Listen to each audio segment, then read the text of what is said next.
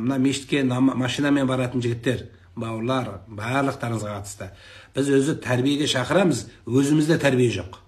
Біз біреуді үйреткіміз келеді, өзімізде қасиет жоқ. Айналдым. Мешітке келе жатқан кезде машинеңді бір дұрыстап, нормальный парковкаға қойға болады ғой? Жоқ, біздікілер жолдың үстіне қойып кетеді. Содан кейін ГАИ патруль келсе, сонымен айғайласып, ұрысып, оларды видеоға түсіріп, шантажировать етіп, аузыңа ақ ит кіріп, көк ит шығады. Сонда намазың не болды? Келген намазың не болды?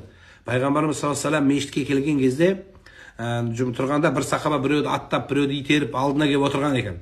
Сонда пайғамбарымыз: "Ей, сен намазда жоқсың" деді оған. "Сенің бұндай келуіңе Алла мұқтаж емес" деді.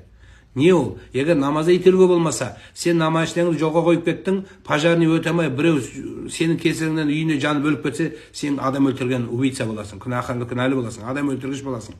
Намазыңнан не қайыр? Егер адам ондай күнә болса.